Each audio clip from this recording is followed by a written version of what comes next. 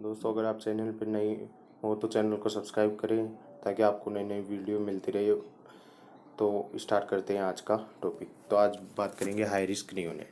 Neonate high risk means chance. Neonate वो well appear होते हैं लेकिन उनमें डिजीज के चांस बहुत ज़्यादा होते हैं।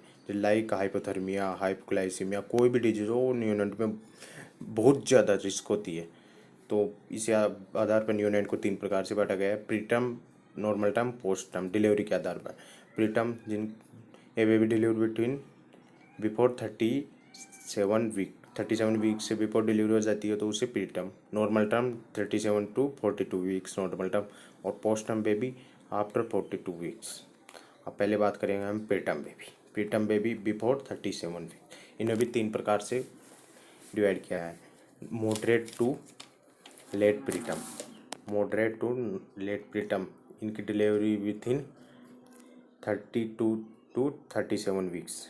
इन्हें नॉर्मल टू लेट प्रीटर्म बोला जाता है। मतलब ज़्यादा कोई प्रीटर्म बोला जाता है, लेट प्रीटर्म है लेकिन नॉर्मल टर्म भी नहीं बोल सकते इनको। सेकंड नंबर पे वेरी प्रीटर्म। वेरी प्रीटर्म जिनकी डिलीवरी 28 to 32 वीक के बीच में बिटवीन हो जाती है तो उन्हें वो बोला जाता है। तीसरे नंबर पे है extremely preterm. Extremely preterm delivery just before 28 week. तो 3 टाइप से हो गए। मॉडरेट प्रीटर्म बेबी जिनकी डिलीवरी 37 वीक से पहले हो जाती है। अब इन्हें 3 प्रकार से डिवाइड किया गया है: normal to moderate to late preterm. Moderate to late preterm, late preterm बोल दो। लेट प्रीटर्म में 32 to 37 वीक्स। और वेरी प्रीटर्म में 28 to 32 वीक्स। और एक्सट्रीमी प्रीटर्म में डिलीवरी जस्ट बिफोर 28 वीक। ये बहुत ज़्यादा प्रीटर्म हो गया, बहुत जल्दी डिलीवरी हो जाती है। कोज प्रीटर्म बेबी किस किस के कारण, इंडिविजुअल और स्पॉन्टेनियस, 2 प्रकार की कोज आते हैं। स्पॉन्टेनियस, अब पहले हम स्पॉन्टेनियस कोज के बारे में बात करेंगे।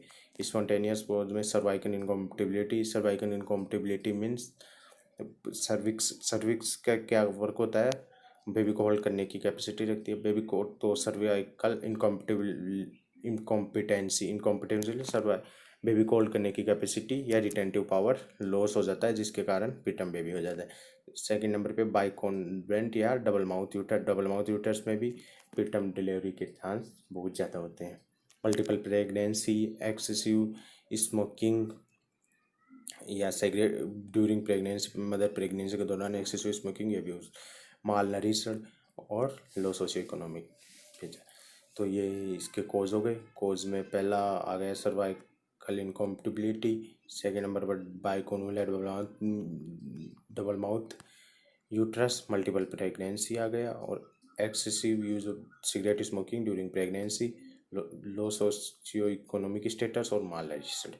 इंडिविजुअल कोज में सीवियर कार्डियक प्रॉब्लम हो तो उसके कारण भी प्रीटर्म बेबी।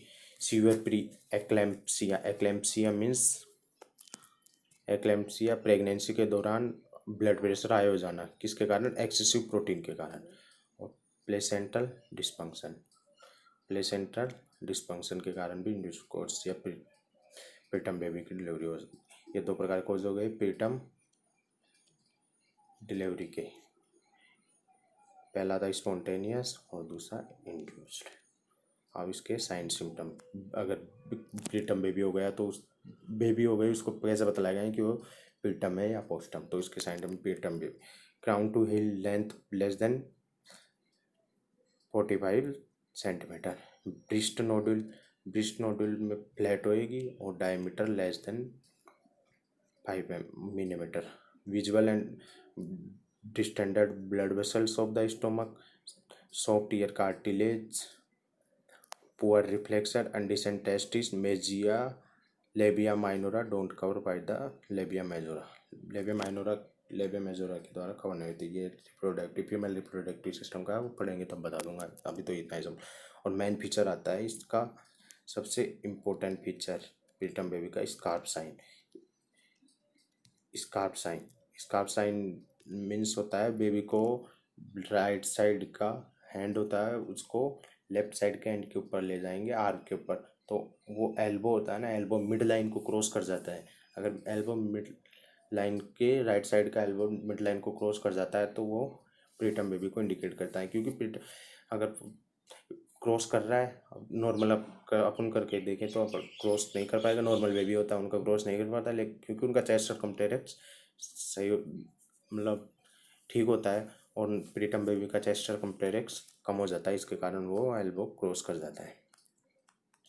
अब इसके डायग्नोसिस प्रीटर्म बेबी का, भाई पता कैसे लगा प्रीटर्म बेबी है, डायग्नोसिस के द्वारा इसका एक टेस्ट होता है फाइब्रोनेक्टिन टेस्ट। कौन से वीक में किया जाता है, ये बहुत इंपॉर्टेंट पॉइंट है, कौन से वीक में फाइब्रोनेक्टिन टेस्ट किया जाता है, 22 से 34 वीक्स के फाइब्रोनेक्टिन टेस्ट किया जाता है। फाइब्रोनेक्टिन मीन्स ग्लाइकोप्रोटीन, और ग्लाइकोप्रोटीन कहाँ से, फीटस सेल के द्वारा सीक्रेट होता है।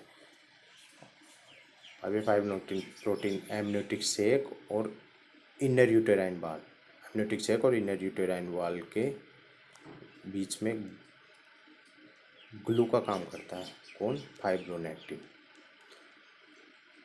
अब ये डायग्राम के थ्रू समझ लो, ये फाइव नीचे वाली लाइन लेयर होती है एमनियोटिक सेक मान लो, और ये इनर यूटेराइन वाल है, इनके बीच में ग्लू का वर्क कौन कर रहा है, ये ग्लू का फाइब्रोनेक्टिन प्रोटीन ग्लू का वर्क कर रही है।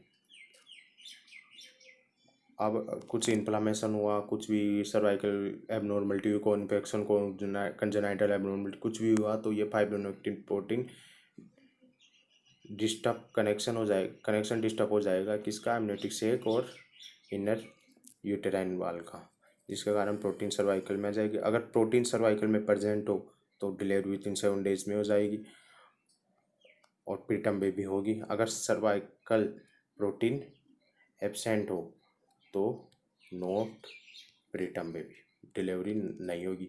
अगर प्रेजेंट है तो प्रीटर्म बेबी होगी। ये फाइब्रोनेक्टिन टेस्ट है। मैनेजमेंट सबसे इम्पोर्टेंट है इसका, मैनेजमेंट बाय प्रीटर्म बेबी हो गई तो उनका रेस्पिरेशन को मेंटेन कैसे करेंगे, उसके न्यूट्रिशन, इन्फ्लामेशन से कैसे प्रिवेंट करेंगे, ये सब चीज़ें मैनेजमेंट में आएगी। तो पहले in management provide maintain respiration, पहले respiration maintain, head to low position या टेंडर पोजीशन बोलते हैं इसको। सक्शन प्रोवाइड कराएंगे, suction 40 to 60 mm of H suction का प्रेशर होना चाहिए। Oxygen by the CPAP mask continue positive airway pressure. CPAP mask का फुल फॉर्म होती है कंटिन्यू पॉजिटिव एयरवे प्रेशर। ये किसके प्रिवेंट करता है, एल्यूलाई को कोलैप्स होने से, और इसका प्रेशर भी 5 to 7 cm सेंटीमीटर H2, ये इसका प्रेशर होगा। और ये भी 7 से ज़्यादा नहीं बढ़ाना 7 से, क्योंकि इससे एल्यूलाई का डिस्ट्रक्शन हो सकता है। तो मेंटेन रेस्पिरेशन में टू लो पोजीशन प्रोवाइड करेंगे, डू सक्शन देंगे 40 to 60 mm, provide oxygen by the CPAP mask का प्रेशर 5 to 7 H2 होना चाहिए, लेकिन अगर 7 से 7 से अधिक बढ़ा दोगे तो एल्यूलाई का डिस्ट्रक्शन हो जाएगा। अब सेकेंड नंबर का मैनेजमेंट टेम्परेचर, बॉडी का टेम्परेचर, तो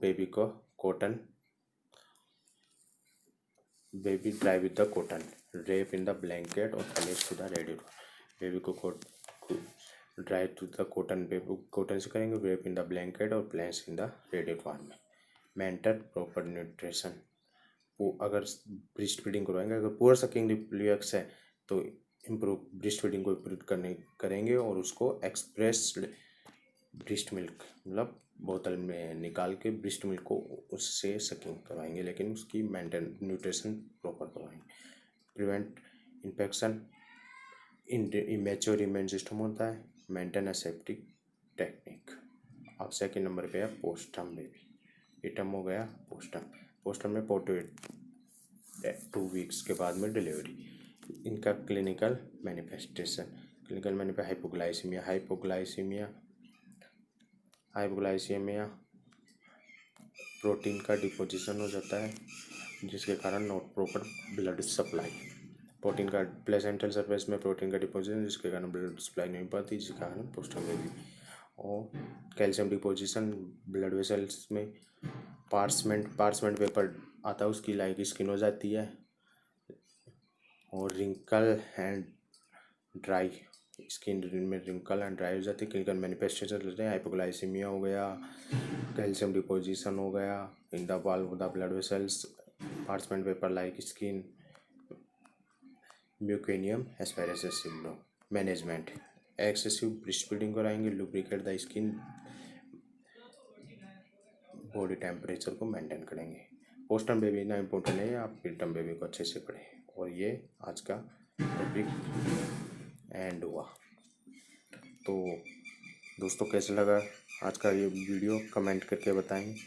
और जो भी क्लास लगती है उसके नोट्स या पीडीएफ बोल दो, पीडीएफ डिस्क्रिप्शन में मिल जाएगी, आपको लिंक दी जाती है, उसमें डाउनलोड करके कर लें और फिर अच्छी तरह रीडिंग कर लें। तो थैंक यू। आज का वीडियो अभी ठीक है दोस्तों, मैं आपसे